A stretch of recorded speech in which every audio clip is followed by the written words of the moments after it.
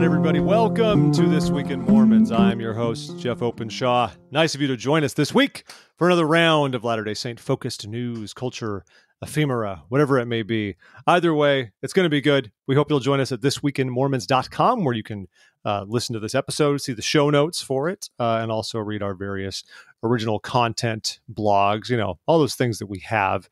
And of course, you should follow us on Facebook.com/thisweekinmormons, at The Real TWiM on Twitter, and at This Week in Mormons on Instagram. Yes, it's YouTube that is TWiM Mormons because they had a character limit like 10 years ago.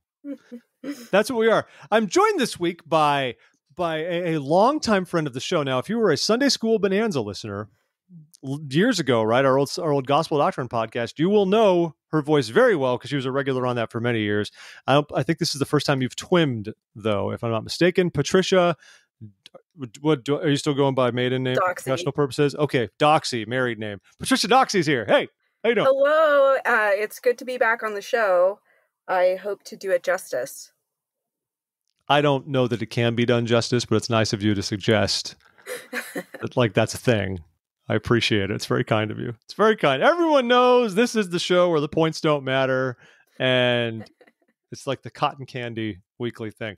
Anyway, but how you been? What's new? We used to live out here in DC by us, and then you chose the better path, I guess. Abscond over to Utah.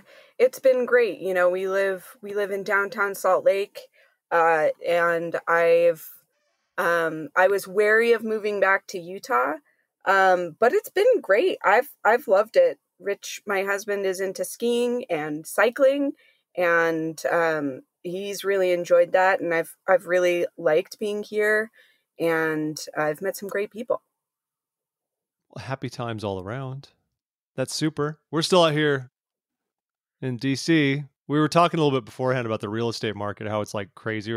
I know in Utah it's just insane, right? I mean, it's insane everywhere right now. It's very much a seller's market right now. It's very much a seller's market. It's crazy to get any contractor to do anything on your house. Is like they're doing you a huge favor, even though you're paying them thousands of dollars. And why is that a big deal? I mean, I understand one thing with the real estate market's tough. Why is the contractor? Why is it hard to get contractors to do work? Well, first off, since the inventory is so low, more people are doing renovations on their house, especially because in the past year, people have been spending more time at their house. And then also the housing crisis, you may recall, in the early aughts really hit Utah hard. And so it really gutted the market. So there is just a huge dearth of construction-oriented workers here.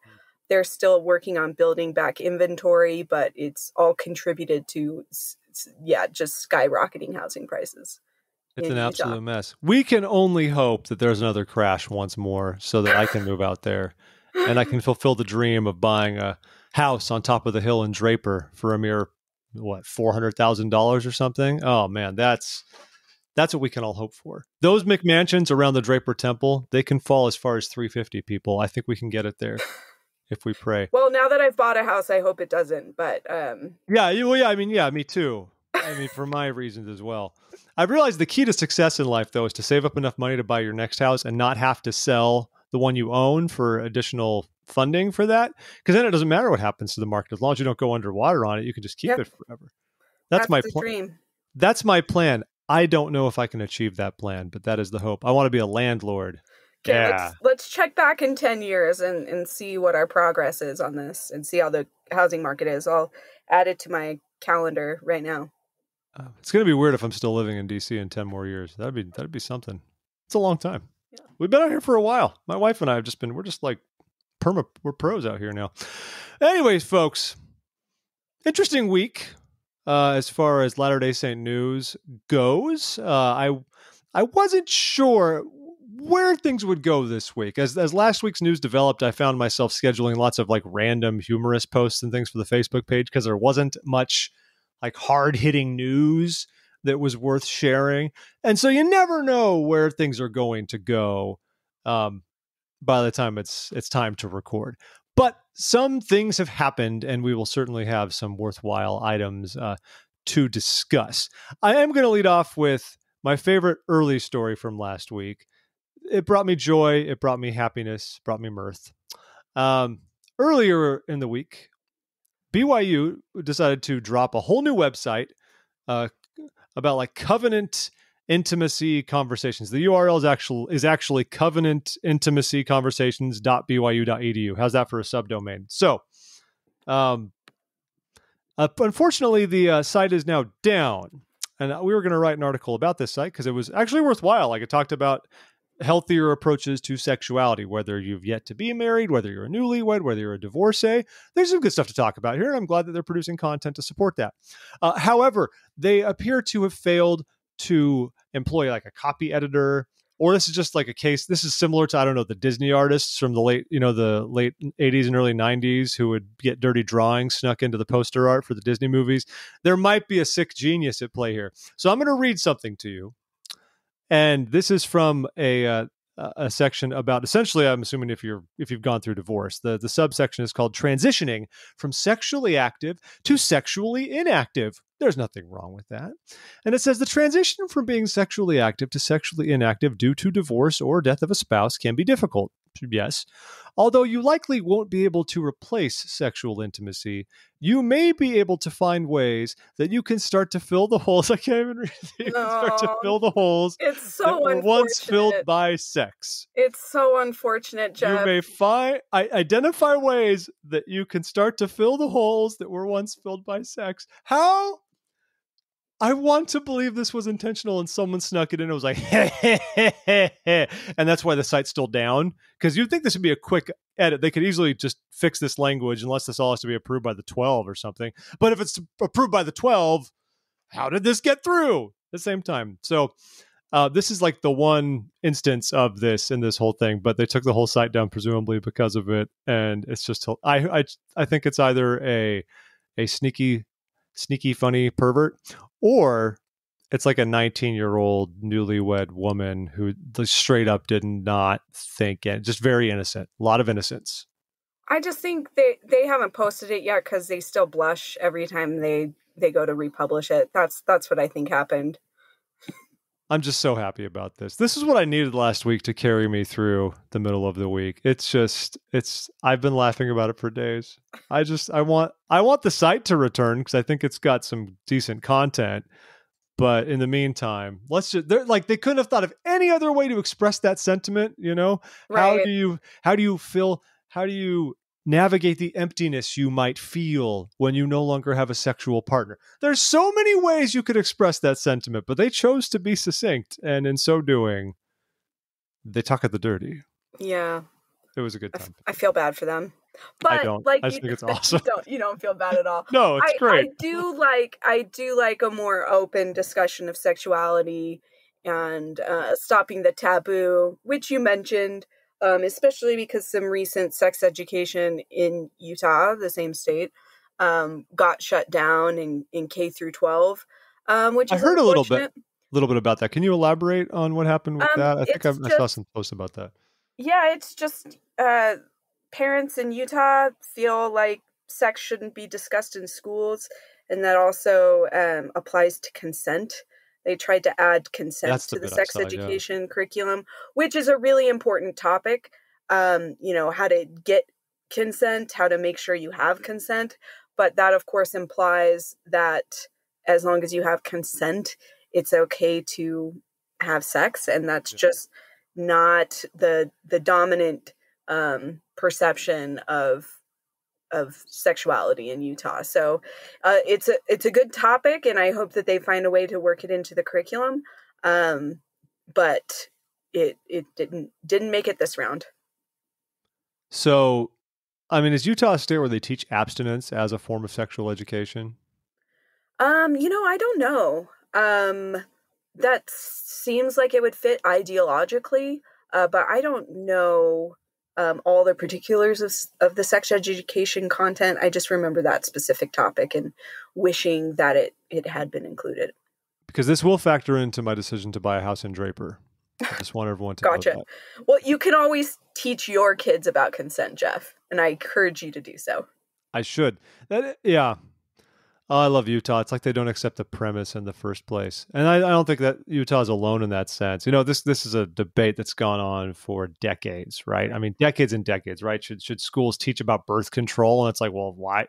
Like, we know, we've seen all the data, and a lot of the data also suggests that when you don't teach these things, you know, STDs and teen pregnancy and things are usually higher in places that don't teach that. I don't know. I mean, I grew up in godless California, so I don't know. I mean, we watched, honestly, the greatest way to prevent me from being sexually active was in health class. They had us watch a birth. Okay. Like, and it was a graphic camera right on the zone for a birth. And I was like, and I just sat there like, I'm never messing around. That is it. No way is this happening. Yeah, Shut it down. So hopefully the BYU site gets put up. Of course, it's a private organization, but I think that BYU openly discussing sexuality and healthy sex practices could really go a long way in opening up minds to what can be talked about in the public sphere to promote healthy behaviors. I wonder if the site was up long enough to get cached on the Wayback Machine. It might be.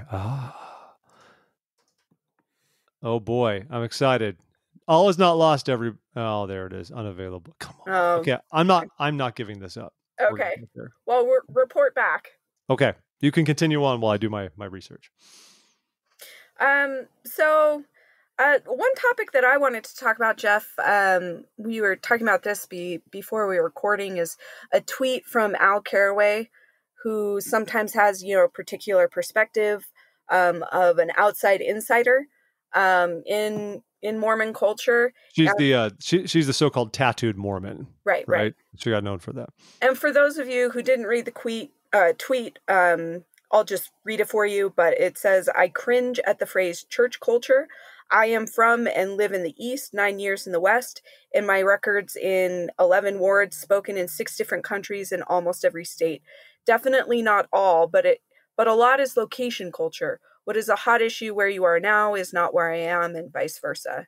So, Jeff, there were some productive replies, including from Rosemary Card, who is another Mormon culture name, owns a company that sells temple clothing. Yeah, she's been on the show a few times. Right.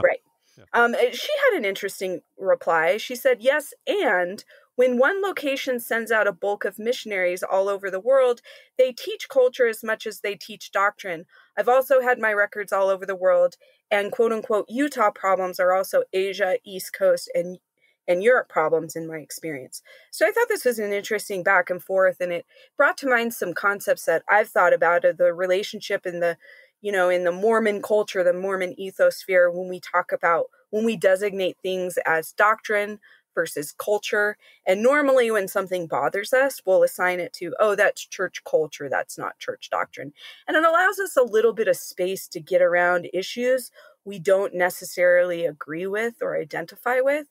But so I was just thinking about what are some other things that feel like culture, but that are also influenced by doctrine.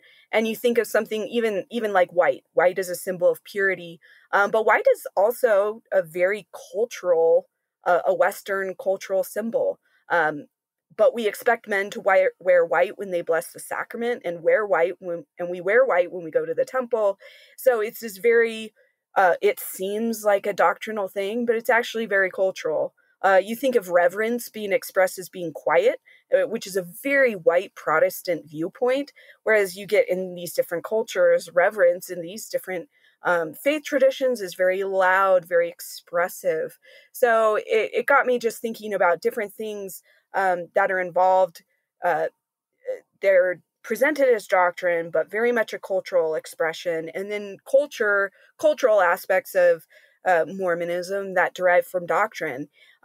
So sure, Utah culture isn't necessarily synonymous with church culture, but the Venn diagram has a pretty big overlapping portion for a lot of issues. What did you think about this? Yeah, I agree with you. I mean, overall, I thought there's a tweet underneath Rosemary's I think is pretty interesting too. It's from Alexa Heisey, which says, I'm convinced this is the cause of some of the issues in the church here in Albania. Because the manual mentions somehow the adapt to local needs section of the handbook keeps getting forgotten in favor of just do it like we do in Utah, right? Yeah. And that's a good reminder. I mean, I think people look to Utah because they see the stability of the church, but then it's like, is the church synonymous with Utah culture? Or is Utah culture and Utah politics, are they synonymous with the church? And there are, in some ways, yes, and in some ways it shouldn't be. I mean, we halfway joke that the state legislature sort of does the bidding of Church HQ in many ways, and there's some truth to that. I mean, I laughed years ago when there was that bill up to, wasn't it to get rid of the you'll know the name of it, but you know how they hide alcohol, like if you're at a restaurant? The Zion's Curtain. The Zion Curtain. I thought it was something else. Yeah, the Zion Curtain. There was a bill to get rid of that, and the church, oddly enough, produced a video explaining why they wanted to keep things as they were, which I thought was fascinating. So I'm like, why is the church at a church level weighing in on what is a Utah political issue? And Jeff, that was. I mean, of course, Mormon culture, and that's the point of this, is bigger than just Utah. But it is interesting. Another topic that the church weighed in pretty hard was medical marijuana in Utah, which was a ballot initiative that people were voting on. And it was interesting because the church came out pretty hard about it. And then the polling, it was kind of surprising because normally or traditionally the churches had a strong influence on polling and what people choose to vote on. But their persuasive powers really declined on this issue, and they found that their opinion was not aligned with the majority opinion in the state. So it was one of those issues where, and I made a note for another topic, but just, how do people identify now? Do people identify as a member of the LDS Church, or do they identify politically first? And where in the order of their identity does that come?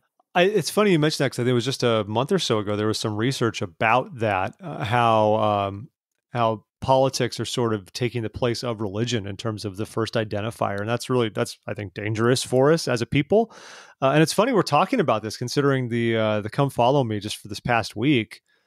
Part of it dealt with unity. It dealt with the classic scripture and Doctrine and Covenants. If you are not one, you are not mine. And so that's the crux of it, to have the sense of unity, but not let that unity be driven primarily by exported Utah culture. And of course, there are members, and this isn't knocking the members of your ward from Utah, wherever you are, of course, but if people are born and raised in Utah and they move elsewhere, like anything, they carry with them the things that they saw.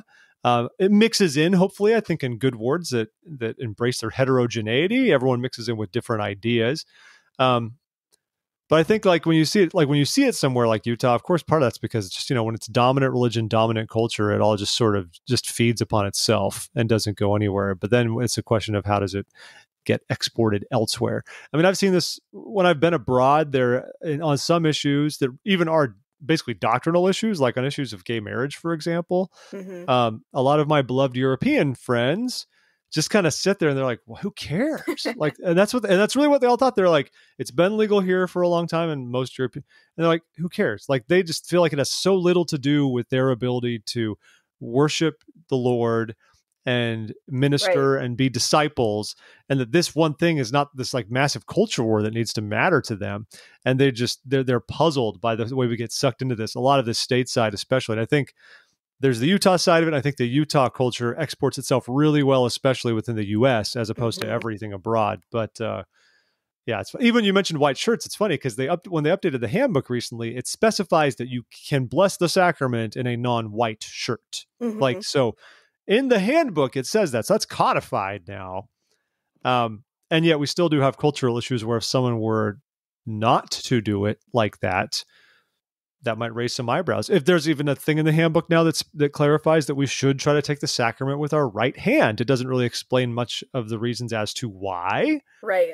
But that's another thing that you could easily take as like a weird, just dogmatic Utah culture that's gone elsewhere. But that's an example that is actually, I guess, part of officially who we are in a way.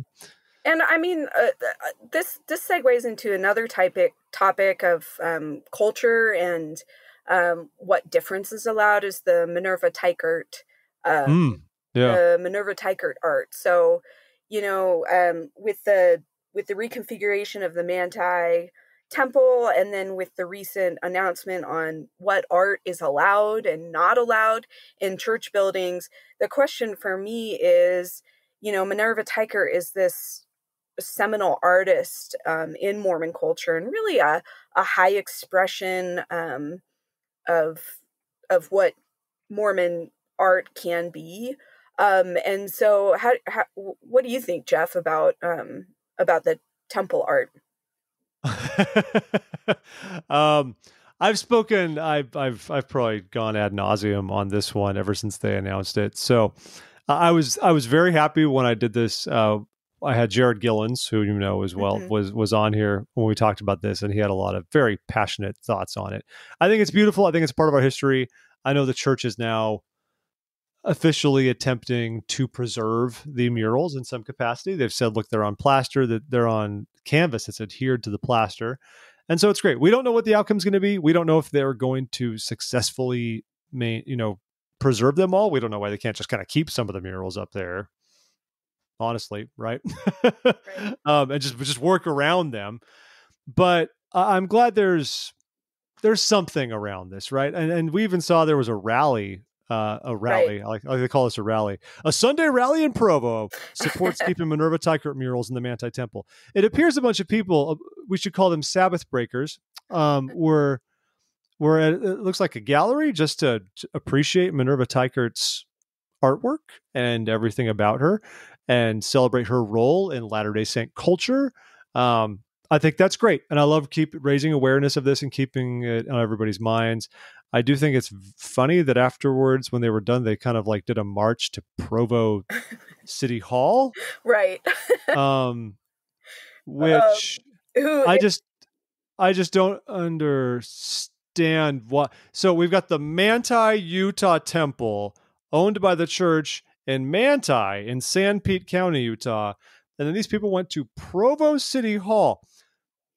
Provo City has, I don't get it, unless they try to leverage BYU's existence or something keep the murals. Not a ton of jurisdiction. I will note, though, that members of this rally included active members of the church, post members, the Brigham Young University LGBTQIA organization, and polygamists coming together. And I think Minerva Teicher is great in many ways, but one thing I'm really appreciating her is her ability to bring together a diverse spectrum of people who want to celebrate what it is for them to be Mormon. And all those people, I'm sure, celebrate being Mormon or affiliate differently with the church. But I do like that they had a reason to come together. And it's difficult because people both want to preserve the oddities of our culture, but then also want to move away from other aspects of it. But Minerva Teicher is definitely a cultural icon that I can get behind. I'm cool with it too. I'm glad we can agree upon this tough issue. I'm going to jump to another one here. So, we love covering our temple news. Maybe we can do a couple temple stories right now. But, they announced a temple in Russia like 3 years ago, right? And that was cool when they said there's going to be a temple in Russia at an undecided location. And of course, and very big on the details. And since then, many of us who follow these things have wondered, where could it be? Would it be in Moscow for political and symbolic reasons? It's Moscow. Or would it be somewhere where there's actually stronger church presence like Samara or Saratov, something like that? We don't know. What we do know is last week, the church actually sort of gave this temple a name. Kind of. It's not exactly in the same vein as, if you remember, the Washington County, Utah Temple was renamed the Red Cliffs Utah Temple. And then the Tooele Valley Temple, of course, we've talked about a lot, they moved the site and renamed it the Deseret Peak Utah Temple. So we're not quite in that same area. They've renamed the Russian temple according to the church's official listing page that the church maintains, a list of all the temples. It's now called Russia Administration Building. Sounds very Soviet. It really does. I hope it's just in this Khrushchev looking brutalist apartment block style. Yeah. This could mean a lot of things, and to be clear, they have not announced the actual location of it. Why it's being called Russian Administration Building is anyone's guess. I have to wonder if, given Russia's sort of caustic laws involving proselytizing and religion over the past handful of years, if that's not playing a role. I mean, we don't call our missionaries missionaries, they're volunteers. For example, we've seen Jehovah's Witnesses suffer serious crackdowns. The churches, we're not quite incognito there, but we're not operating in the same way we used to. I mean, there are plenty of stories of missionaries not wearing tags at all, sometimes not even wearing traditional missionary attire to serve. They're not allowed to proselytize in the streets. But we have wards, we have people, we have stakes and things like that. So I don't know if this is for that. I don't know if it's, my other guess might be the Europe East Area Presidency is headquartered in Moscow, which, by the way, it actually shocks me. I'm very surprised they're not headquartered in Ukraine, honestly. And that's not just because I'm a Ukrainophile, because Ukraine had the first stake in the former Soviet sphere. The church is good there. And there's a temple in Ukraine. I think a lot of it actually surprises me. And Ukraine is, to be perfectly frank, an easier country to do business in as far as the church goes. But anyway, they could do it in Moscow, where they could make an administration building like for the Europe East presidency, those general authorities, and maybe some mission offices and the usual stuff, and maybe just a couple of levels will happen to be a temple that'll open with no fanfare whatsoever, and there'll be no sign to indicate that. Maybe that's really what's going to happen. I really wonder if they're just going to build a nice building in Russia and not say much more about it. And maybe it'll only be open to Russian saints, similar to the alleged temple that's going to go up in Shanghai at some point. Right. We don't exactly know. And I was going to say, Jeff, for a lot of those logistical reasons, it does make sense for it to be in Ukraine, as you suggested, or maybe some other countries. But part of me wonders, there is a certain pride that church members have when temples are built in difficult to reach countries. There is just something that makes people feel proud and feel like, oh, the work of the gospel is progressing. So I wonder if it being difficult was almost the appeal rather than the reason not to do it. And now they're just gonna be like, all right, well, now everyone's all hyped up, we're just gonna build it in a random Moscow place, and who cares? The funny thing is, I love there's this old symbol on the actual church website that used to show the location of temples that whatever they are announced, under construction, dedicated, and the Russian one had it way over on what, Sakhalin Island, which is that island north of Hokkaido in Japan. Okay. I didn't notice that. There's the Yuzhno-Sakhalinsk branch. And for some reason, they messed up the GPS on that one when they did it. I would love it if that's where they put the temple, this whole Russian temple, and it's just randomly out by Kamchatka, just hanging out there. Which I mainly know because of Risk, where Kamchatka is. So I feel very culturally applicable right now. There you go. Anyways, we'll see if what happens. I don't know. It's a weird saga. We'll see what happens. More temple news, and there's an article on this in This Week in Mormons from April 13th, if you're interested in getting more details. But the Tallahassee, Florida temple was announced, the groundbreaking was announced that it will happen sometime in June 2021. So COVID has made a lot of things difficult, and planning in advance is one of those. But they will have the groundbreaking. And Jeff, that got me on a little bit of a quest to figure out how many temples are announced and dedicated and under construction. And I found that, so there are 168 dedicated temples, 35 under construction, and 48 announced and not under construction, which I thought was interesting. So how many temples were just announced in April? 20 in this past conference. So 28 of those were announced previously, but are not yet under construction or have plans. And it just made me think, why are we continuing to it, or what's happening? Are those sites under this kind of endless cycle, or what's happening with those that have been announced but are not under construction? Well, I mean, they get there eventually. I agree. We have this crazy backlog that's only gotten bigger since. So right now we only have 3 scheduled for groundbreaking of the announced temples: the Deseret Peak Temple, the one in Tooele, the Tallahassee Temple, and the Syracuse, Utah Temple. So we know when those, it's supposed to be, let's see, May for Deseret Peak and then June for the other two. Other than that, we have like a rendering and the sites announced for a handful of other temples, but it's still, we're just waiting.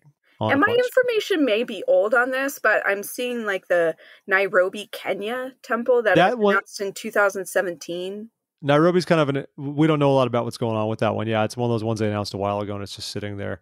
There's a few temples that have done that. Where they've been announced and then they've taken forever to get off the ground. The temple in Ukraine was actually one of those. It was announced in the late 90s and they didn't dedicate it till 2010. Wow. Okay. Sometimes this happens. I don't know what's going on with Nairobi, for example. They might just be struggling through planning and approval phases or any number of things, but I don't know. Or like the temple in Nicaragua, that's already a 3-year-old announcement at this point. Also in Cagayan de Oro, the Russian administration building, which thankfully Church of Jesus Christ Temples has also updated to not call a temple. Best website. I love this so much. Yeah, so I mean, there's planning and approval, and I think a lot of it depends on municipalities and all sorts of things. Obviously, like everyone that they announce in Utah tends to face little resistance to get off the ground. I mean, they announced the Syracuse, Utah temple, for example, back in April of 2020. They announced it a year ago, and it already has its groundbreaking scheduled for next month. Gotcha. So, but that's Utah, right? So there's red tape and blah, blah, blah. But I'm with you. It's a weird thing. We're getting quite a backlog now with 20 more. I'm curious to see how this is going to be and how it's going to play out. For my Dear Yorba Linda temple that they announced, which is that's my homeland, Patricia, by the way. Very exciting. We're curious because there's a plot of land the church has owned for a very long time. We know it was considered for a temple before Newport Beach wound up getting the temple in Orange County. The church still owns the land. And apparently they've already nothing official has come out, but there's a group and a lot of people that weekend were driving up to that side of land and taking pictures in front of it. And everyone's already like, guys, don't do this because it's going to like tick off the neighbors that all of a sudden there's this deluge of Mormons just taking pictures in front of a bunch of dirt for some reason. And that's the last thing we need, right? So I don't know. Who knows what will happen? Crazy things can go down. Speaking of Ukraine, briefly, my dear friends, there's a Latter-day Saint who's on Voice of Ukraine, which is like The Voice, but in Ukraine, it's officially called The Voice of Ukraine, the way it translates.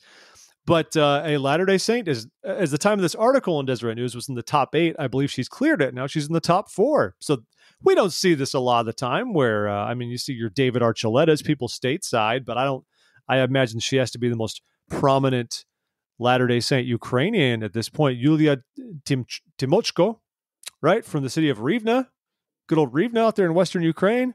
Hopefully she's a hardcore Ukrainian nationalist, all about the Ukrainian culture and not big on that whole Russian aggression thing. So there's a nice profile of her over at the Deseret News. She served a mission when she was 36, for example. Oh, wow. Yeah. Did some cool stuff. So she's got a whole history behind her. And now she's a very prominent person in Ukraine. Yeah. She returned home from the Ukraine Dnipro mission in September of 2019. So she's just singing her dreams, and we'll hope for good things for her. Very excited, Yulia. It's good to have another famous Yulia. If you know Ukrainian politics, Yulia Tymoshenko is one of the most famous Ukrainians as a politician, as everyone knows. Oh, as everyone knows. There's a great photograph of her from when I was there where it looks like something out of the 80s. It's like this foggy soundstage with like a car, and she's like holding a sword and just looking hard. I should find it for you, Patricia. Hopefully Yulia can come and make a guest appearance on the Tabernacle Choir at Temple Square when those performances finally get up and running. And just sing in like with a heavy Ukrainian accent. Yeah. When we were there, we went to this church and saw these performers sing a bunch of old standards. And so it just sticks in my head. It's like it's what you would expect if you're like in the former Soviet Union. So this guy's singing like Sinatra classics. And he's just like, I did it my way. Oh, I'd be into that. It was great. Maybe we could get her for the Christmas concert. That would really, really, really spice things up, I think. I'm into this. So anyways, I'm excited for her. I love when we see prominent members of the church. I mean, yeah. Next up, Eurovision. Yeah. Song of Ice and Fire Dance and Fire. What was that, Wolf? Did you see the Will Ferrell Eurovision movie? I did. To be honest, I like weird stuff, but it was a little bit hard for me to get through. I feel like it wasn't weird enough. Like I really wanted a full-blown farce like Blades of Glory, and maybe that's what it was. Just wasn't weird enough. It was too much of a love letter to Eurovision while trying to lampoon it. That's how I wanted it to be, just like, Dodgeball or Ink. I wanted it to be some ridiculous film. It had too much sincerity. Hey, Walter Mondale died. That just broke. Oh. Remember Walter Mondale? No. He was the ex-vice president of the United States. He was Jimmy Carter's vice president. Oh, okay. Now I know exactly who you're talking about. His date with Reagan in '84 was famous. Anyway. Okay. All right. Well, he died. So there you go. So there, kind of a quirky story, Jeff. I don't know how much of a mention this was worth, except for a personal story I had. In Moab, the Moab City Police Department arrested somebody or stopped him because he set up a tent on top of a church building and slept there overnight. And you were kind of joking about this before the recording session, but it actually jogged it's on top of the building. It's on top of the building. It's very strange. And it jogged a memory that I have that I did not think was weird until this very day. And now I think it is very weird. But I went with a group of friends up to Punxsutawney for Groundhog's Day. So Punxsutawney of Pennsylvania. And I didn't question this, but we showed up at the steak center and everyone was like sleeping at the steak center, like lots of people. And we got there in the middle of the night, so we just found a random room and fell asleep in the corner. And I never thought about how weird it was that A, I knew that the steak center was going to be open, or B, that somehow we were allowed to squat there overnight. But as I was reading this story, I was thinking, man, that was kind of a weird thing. How many is a lot? Like, how many people were in this church building? I mean, it was, all the lights were off. It was dark. I mean, but we opened up a random classroom and there were people already in there sleeping, and we just found a corner. Now, you mentioned, though, how did you know to go to the steak center and look for accommodations? Because that's the strangest thing. I don't know. And like, as I'm talking about it, if I didn't know it happened, it might be one of those weird like dream stories that you're telling and no one actually likes to listen to it because it's just so weird. But I swear this happened. And I believe you. I have on my list to call the people that I went with to verify that this happened and be like, what was the deal here? I never questioned it then, but I need some details now, 10 years later. Well, here's the other funny thing, though. I'm doing a quick Google Map search. I mean, we don't have a meeting house in Punxsutawney proper. The nearest church buildings are probably 10 to 15 miles away in either Brookville or outside of Sandy. Or I'm going to have to get you some more details. I'm so fascinated by it. I remember it being in a prime location, and I remember thinking, leave it to the church to find the best location in Punxsutawney, Pennsylvania. I'll follow up. It's even more fascinating to me if there is no church building in Punxsutawney and you were out farther away from it, and that it was even open. Like, it's one thing if it was in town and the church has said, we'll open it up and let the people in so they can sleep. It's February, right? They can't have you outside. I'll send a text and see if I get a response before we finish this recording. That sounds really good. Well, a couple of other interesting mentions here. I'm not keeping good timestamps today. There's a new film about mission stories entitled Mission Stories. They figured they'd take the old SEO ploy right there and really just maximize it. So it's a series of mission stories based on true accounts. It came out of the director's own struggle with alcoholism, where he wanted, and his experiences with missionaries. So they're telling a compelling story. They're hoping it will become a full media franchise. The first movie features a trio of inspiring true accounts of missionary work in modern times. So that alone is essentially a mini anthology. They just want to make it even more of an anthology. My bigger question is, why make this why not try to pitch this to a streaming service where you can watch each little mini episode? I mean, if it's running the length of a feature length film, then that means if it's like a 90-minute movie, that means each story is like 30 minutes long. Why not just make it an episode of series of 30-minute videos? Yeah. I mean, either way, it's fine. It's great. There's personal stories. They show a missionary. There's a picture down here. One of the missionaries has a bit more fro than I think might be allowed, but I'm not sure. I mean, we've all seen God's Army when anything went back then, including calling missionaries with terminal brain cancer who were 40 years old to serve missions. So anything can happen. If you scroll down, Patricia, you'll see Elder Smith down there. I don't know if you could pull that one off. Your mission president might say that's a little while. But then again, the sister missionary up top is just wearing a hat. Okay. I've never seen a sister missionary looking so fashionable. The sister missionaries, I live right by Temple Square, and the sister missionaries are very fashionable. Like, sometimes I want to stop them and ask them where they got their clothing. They've gotten better. But I can't remember if I've seen a hat. I did see a headscarf the other day. Oh my. On an unrelated note, there's an article here at Deseret News on Most Read. Why is Southern Utah like Disneyland? Despite long lines, high prices, people flock there. Is that why it's like Disneyland? Because of people and prices? Anyway, that's a whole other topic. I'm just fascinated by that headline. I think we're reaching a little bit there, Deseret News editors. So go see Mission Stories when Mission Stories drops at a what's his name? Larry, what's his face cinema near you? What was his Miller. name? Thank you. Larry Miller. And go to Ken Garf beforehand and buy a vehicle. Larry H. Miller. And Gail is actually in my ward. So yeah. I'll pass along the feedback. Please do, and please give her my condolences for her husband's passing like 5 years ago. Jeff, this is breaking news. I just checked in with my friend who I went with, and she said yes. We did. It was so weird. The funny thing is, I was telling someone about this the other day and trying to remember how we ended up at the church building.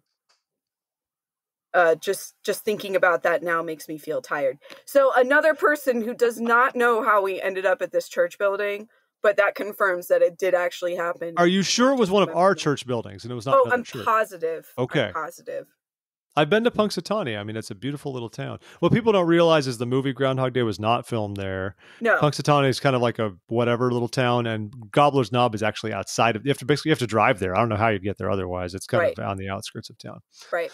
Yeah, I have not done the festivities though, so congratulations. Well, it was very cold. It was very cold. I remember not being able to feel my feet. Of course, being from Arizona, I didn't really know how to prepare or dress for cold weather, so I'm pretty sure my footwear choice was not appropriate. So if any Westerners, Southwesterners going out to Punxsutawney, look for the church building. You can squat in it overnight and just grab some warm footwear and you're good to go. Well done. Very good. Very good. All right. What else we got, Patricia? So one thing I thought was amusing and I could also relate to on the other side of this story is a Slate.com question and answer section. And the title of it is called My 7-Year-Old's Best Friend Won't Stop Proselytizing. Can I tell him to stop? Oh, good. So, I mean, I think you know what's happening, but the woman writing in is to Karen Feeding, the recurring question and answer series. She says, my husband and I are both non-religious, but we were raised in Christian households. We've chosen to raise our children without religion. My 7-year-old's best friend's parents don't feel the same, however. They are Mormon and fairly devout. And my problem with it is the kid is really pushy with his religion. And, I can commiserate. I was probably this kid. We're taught so much. I felt guilty growing up if I didn't leave a conversation with a stranger with a Book of Mormon in their hands. Like, this was ingrained in me. You always bring up the church and how great it is. And the advice from the person is like, absolutely set your boundaries, talk to them, and discuss with them what is appropriate to talk about in front of your son. obviously everyone should be comfortable being exposed to different beliefs and different ideas just in the world. But I think we need to recognize as members of a proselytizing faith that we should have authentic relationships first and read the room when people don't want you talking to them or their kids when you're not around about your religion. It's a good idea, you know. And we were even reminded of it by, what was it, Elder Gong, who told about that it happens in Utah all the time where parents won't let their kids even like play with non-member kids. Like, why do we do this? Just love people first and then focus on the rest. All right, folks. So which BYU campus building are you? That's right. That's the list. That's the quiz you have been dying to take for as long as you remember, and you didn't know it. I felt a little offended by this, and hopefully I don't offend other people that are listening, but I got Helaman Halls, and I do not feel like I'm a Helaman Hall kind of person. Like, I was not classy enough. I lived in Heritage before they were rebuilt. I lived in a very old, very gross apartment, and I loved it. And when I got Helaman Halls, I was just like, that's just not me. It's just not your jam. I didn't ever do the dorms, so I obviously did not choose any of those. I got the Harold B. Lee Library. Oh. Which is ironic because I spent very little time there. Like, most of my work, I spent most of my time in the Swicket or in the JFSB. That was where my things happened. And I probably went to the Harold B. Lee Library less than 10 times the whole time I was at BYU. Even though I heard it was the place to hang and see and be seen and find your love. Yeah, I mean, the JFSB was built. I was there for 1 year, or I think half a year when it was built. And man, that was a beautiful building. It's a lovely building. Oh, I love going back now and sitting in those atriums. The building that the humanities used to be housed in, that's torn down, or it's been repurposed into the JKB. It used to be called the JKHB. It was known for having humanities students sleeping in the hallways. And so that was one of the reasons why they built a ground level with no couches at the JFSB. And then any couches were on upper levels so that they wouldn't have just random students kind of sleeping around, literally sleeping around in the hallways. So I thought it was a step up. But then the downside is they put most of the classrooms in the basement. It's a huge basement full of classrooms that have no windows and no cell reception. But it's and the funny thing is they purpose built it for church use. We had you don't notice this when you're walking along the hallways, but there's these kind of like narrow little alleyways that push back deeper and then expand. Mm-hmm. And there are stake clerks' offices throughout and that's where I had we had church in the Wilk, and I was a ward clerk. And we had to walk over there and go all the way downstairs to the back. And there was this room in the back for our stake where we do tithing. And there was just this one room that had probably like 11 or 12 computer terminals for all the different wards. And we just sit there and count our money every Sunday. Interesting. It's funny. They hide these things. I actually love the idea of better dual purpose using our church buildings. The church owns so much physical building space, and except for a couple times during the week, like evening for maybe mutual or bishops meetings, it hardly is used. I love the idea of finding different ways, community classes, repurposing those so that those buildings are used more. I never thought about that till now, but I like that. We should do more. I mean, at very least, like we taught English classes in the church when I was a missionary, but that was... You're doing it for service, but you're also doing it because you're dropping a net and seeing what you get, But I'm with you on that one. Our church buildings have a lot of... They're deliberately austere. They're deliberately multi-purpose. And yet outside of mutual nights and the occasional ward activity, a lot does not go on in our buildings. Of course, right now, we don't want much to go on at all because it's all about like how long can it lay fallow until the next people show up for the sake of COVID. But yeah, I'm with you. I think it's a good idea. Jeff, how do you feel about the proliferation of pickleball courts? I don't understand the question, and I won't respond to it. What?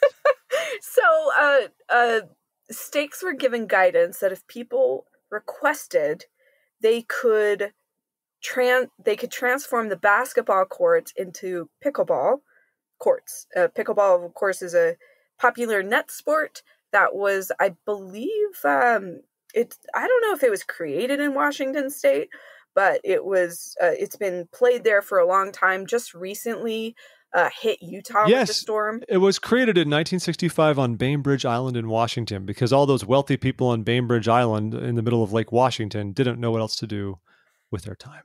I have to say, pickleball is definitely a sport for me as a formerly athletic person who can no longer move as quickly as I used to. I can still feel sporty and be relatively good at it. I mean, the picture is of old people playing. This looks like it should be on. Here, I'll send it. There's a chat window here if you really want to see it. But that's the Wikipedia entry. Jeff, I can't wait to reunite and teach you the ways of pickleball. I think you'll be really into it. But yeah, they've been given direction that if people request it, they can entertain it. That's fabulous. Folks in North America, if you want to know another trick, if you are looking to get a new building in your stake, officially the way it works with the FM group is if every building in your stake has 4 units meeting in it, then they're like, I don't know that it like triggers something mandatory, but basically that is the moment by which they can no longer ignore you and they have to be serious about building you a building. So if you've been like jonesing for a new building in your stake, look at your ward structure. See if it wouldn't make sense to split one of your wards into 2 for fun and just pack them in. Pack them in. I might or might not have heard of some stakes trying to do that recently, literally as leverage to force Salt Lake's hand to get another meeting house that's like more reasonably located for some of the members, which is kind of hilarious. The lengths we go to. I'm excited.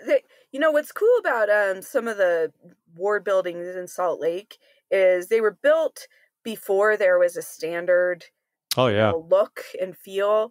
The ward building that I've been to recently, it's just behind the conference center. It has a really cool, huge mural or a stained glass of the First Vision. That's pretty cool. And we're going to be moving soon, and our new ward building is the Garden Ward Park. And if you don't know what that is, it's kind of a Salt Lake staple. It has a cool grounds with people try to get their wedding receptions there. But there's some cool, unique buildings in downtown Salt Lake, although not a ton of them. It makes me think of, you mentioned people taking photos at our buildings. We didn't talk about it here today, but on the TWiM Facebook feed this week, I saw an ad in my own normal feed, and it was about like embrace your inner Viking. It was some kind of sport with everything. And this guy was like all these tats and stuff. And I realized it's just the San Diego temple behind him. And I know the public likes our temples for photo shoots, but that one just cracked me up because I was like, what is It's the San Diego temple. What's the relationship there? I have no idea. I don't know if this is common in all temples, but I remember the DC temple especially, a lot of quinceañera photo shoots happening at the DC temple. The Oakland temple gets a fair bit of those as well. LA gets a decent bit of them, not quite as many, I think, because it's like out there in the west side and the grounds are pretty extensive and it's just people don't want to deal with it. I've been to the Oakland temple only a few times and seen many a quinceañera photo shoots going on. I haven't seen, I don't remember seeing them in Arizona, although maybe they were there, but I love it.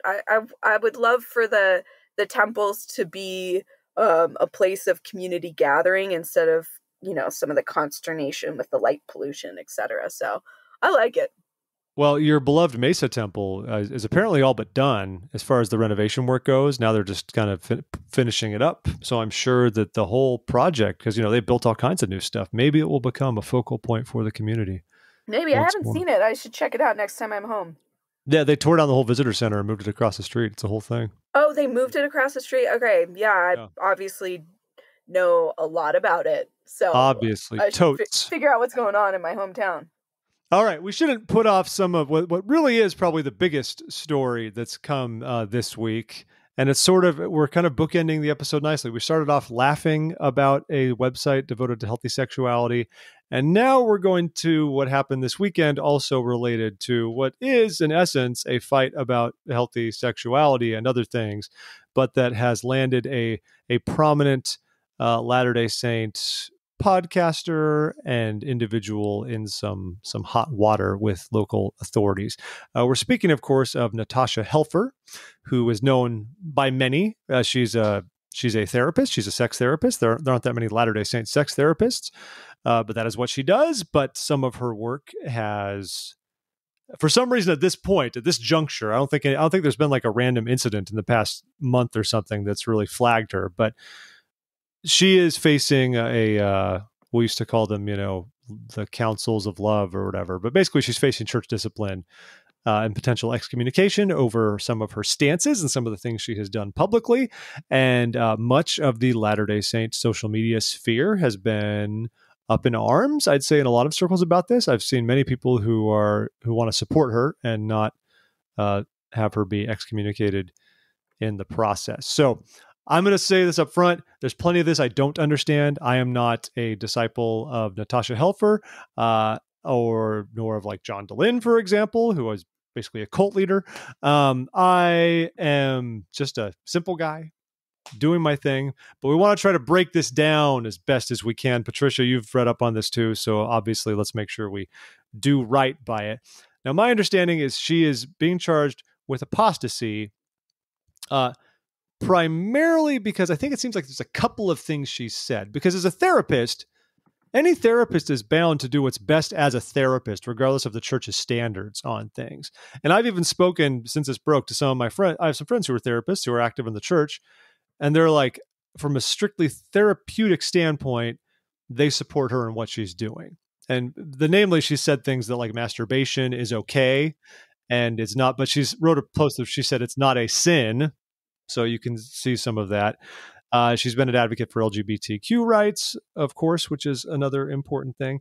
But she has been at times dismissive of the brethren. Like for example, like writing a blog post where you're declaring whether or not masturbation is a sin. I think it's totally fair to discuss whether masturbation is a healthy practice that can help one overcome certain issues, psychological issues surrounding sexuality. But I don't know that she is the one in a position to declare what is or is not sin, because she's not the spokesperson for the church. She's not the prophet or anything like that.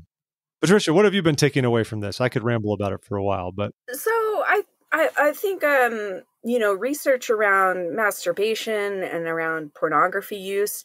I think one important term that has come up is shame. And how shame can be a really emotionally destructive force. And so I believe her teachings about masturbation and pornography were more about removing shame. Sure. Because, it's other research has shown that pornography use has a more detrimental effect in religious communities that teach that it's wrong. And it's because of the perception that it's bad and sinful that makes people feel really bad and puts an additional strain on marriages. Whether or not you personally think that pornography is healthy or is a good thing is irrelevant in this case. I'm more focusing on the fact that it can, if you perceive something as being sinful, you can attach shame to it, and that can impact personal relationships. So I agree, she doesn't necessarily have the role in the formal church infrastructure to say if something's a sin or not. But I think her larger teachings on, hey, this doesn't mean you are a bad person. You don't have to attach shame to these practices. I think that's where the nuances of therapy are really important. And if you're just kind of looking at it at face value, it might feel like, oh, she doesn't have the ability to call things sin or not. Yeah, and I think I think we would have to divorce ourselves from these two things, though, because I've seen a lot of support for her, and I completely understand it. Like exactly what you're saying. We want to get away from shame. We want to build relationships. We want to have frank discussions about healthier ideas of sexuality and our faith, because I think there is a lot of repression in our faith community when it comes to sexuality. And likewise, how do we help people who? She argues, of course, that pornography is not a medically diagnosable like addiction, for example. And I've read many other therapists would feel the same way. The church Although I don't think it's like that drifts into like apostasy territory, for example. But I think the church pushes the idea that like, yes, you get addicted to porn and you need to get over it. But I think we need to separate ourselves a little bit from the work she is doing that is valuable as a therapist, which I think is real. And it's still worthwhile though to look at if the way she has gone about this is what could ruffle some feathers.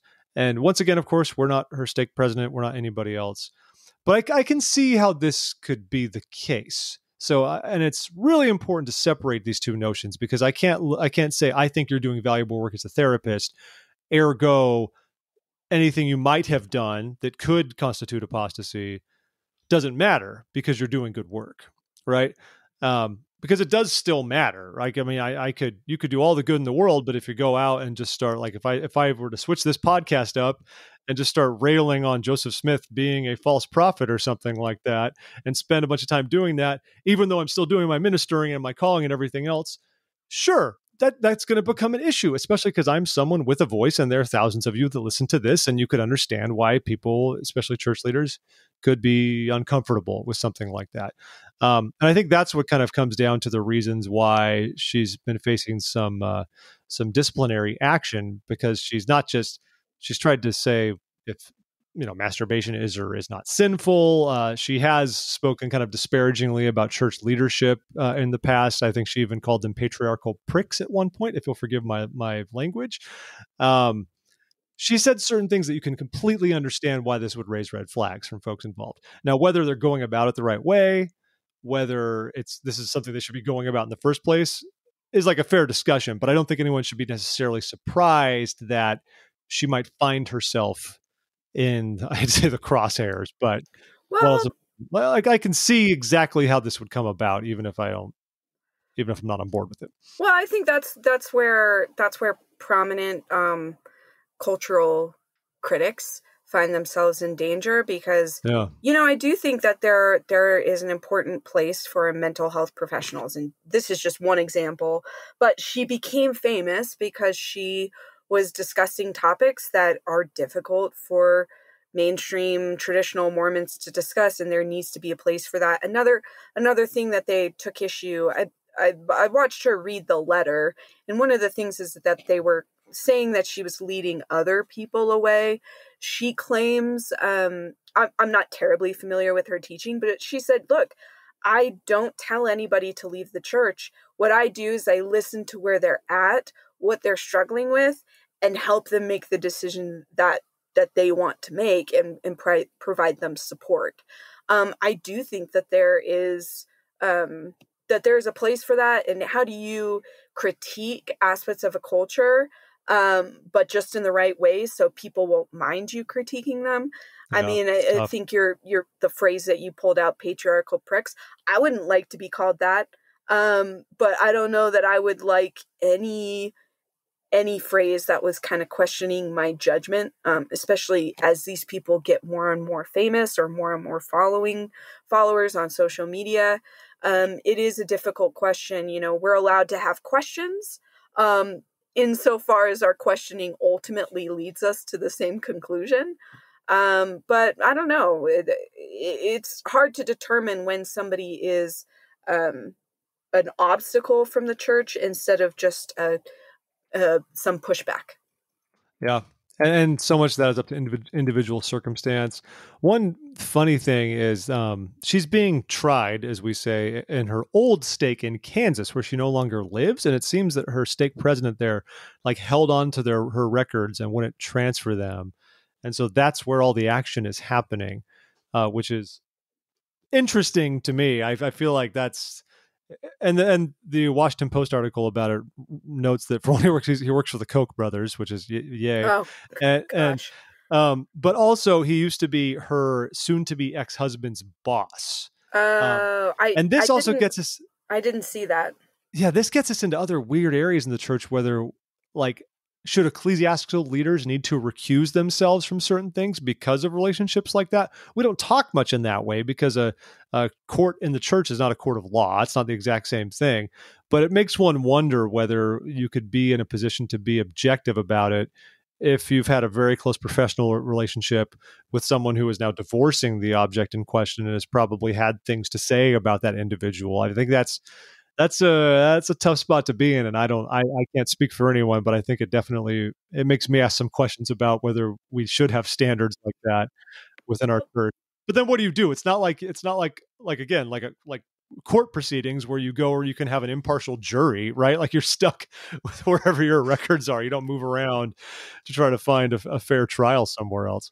And what's notable about this instance is she is using it as a awareness campaign and asking people to write in, not necessarily on her behalf, but just speaking to the importance of raising, mental health challenges or difficulty in dealing with these issues.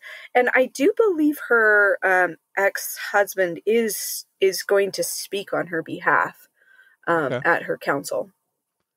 Well, that's good. And allegedly the council was supposed to happen just yesterday on Sunday. But apparently, from what I've read, and this is much of it filtered through the lens of this angry part of Mormon social media, that they asked her to surrender her phone before the proceeding because there's a fear that someone's going to record the audio of it, right? Sure.